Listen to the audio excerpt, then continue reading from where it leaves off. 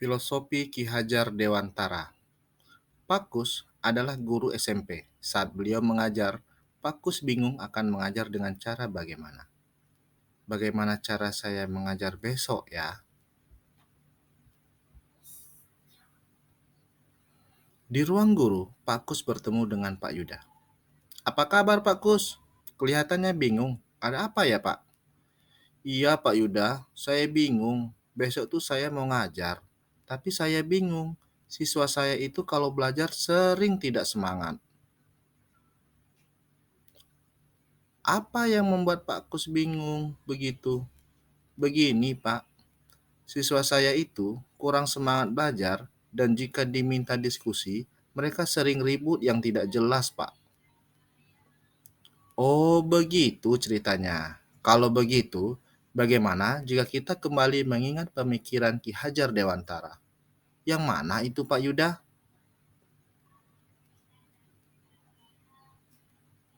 Begini Pak Kus, menurut Ki Hajar Dewantara, pendidikan itu sebagai tuntutan dan guru seperti petani. Masih belum jelas, bisa Bapak jelaskan maksudnya Pak? Maksudnya seperti ini Pak Kus. Menurut Ki Hajar Dewantara, pendidikan itu sebagai tuntunan, berarti mengarahkan anak sesuai potensinya. Sedangkan guru sebagai petani, maksudnya anak adalah benih yang dirawat, dipupuk, dibersihkan, diberi obat-obatan, dan sehingga subur sesuai harapan. Biarkan anak belajar sesuai potensinya, guru mengarahkan dan memfasilitasi. Caranya bagaimana, Pak? Berikan berbagai sumber belajar dengan kegiatan pembelajaran yang bersifat diskusi, bisa berbentuk pembelajaran kooperatif, PBL, PJBL, dan lain-lain, agar tercipta merdeka belajar. Apa itu merdeka belajar, Pak? Merdeka belajar adalah salah satu pemikiran Ki Hajar Dewantara yang memberikan kebebasan bagi guru dan siswa untuk mencapai tujuan pembelajaran dengan mempertahankan kaidah budaya kita, Pak Kus.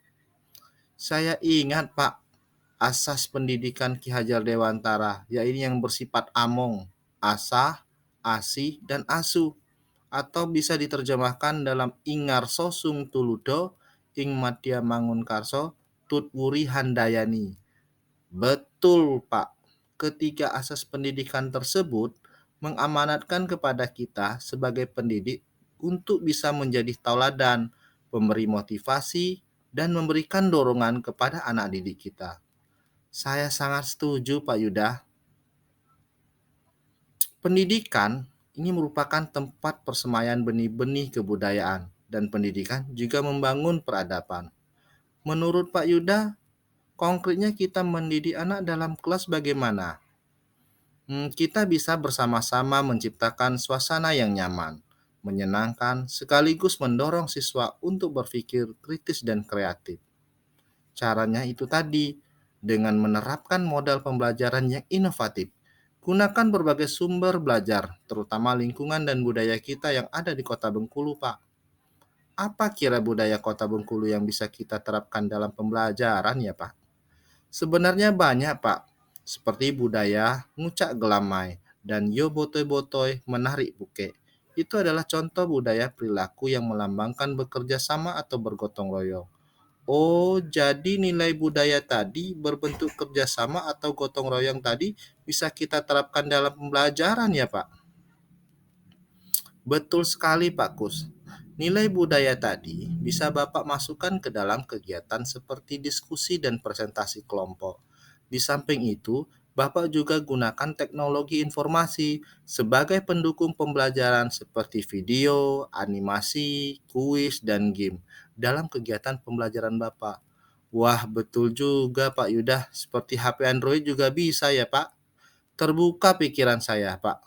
Ngomong-ngomong, Pak Yuda bisa tahu banyak pemikiran Ki Hajar Dewantara, buat saya kagum sekali. Biasa saja, Pak Kus. Kebetulan saya lagi mengikuti diklat calon guru penggerak sekarang, Pak. Hebat, Pak Yuda. Bolehlah nanti bagi-bagi ilmunya. Insya Allah, Pak Kus. saya juga akan senang hati membagi ilmu yang saya dapat dan kita bisa berkolaborasi. Terima kasih Pak Yuda atas sharing ilmunya. Saya jadi bersemangat lagi untuk belajaran besok. Sama-sama Pak Kus. Semangat ya Pak. Salam dan bahagia buat kita semua. Setelah bertemu Pak Yuda, Pak Kus kembali bersemangat dan memiliki rencana untuk diterapkan pembelajaran pada siswa-siswinya. Saya sudah siap sekarang untuk memfasilitasi siswa-siswi saya untuk merdeka belajar menuju pelajar Pancasila.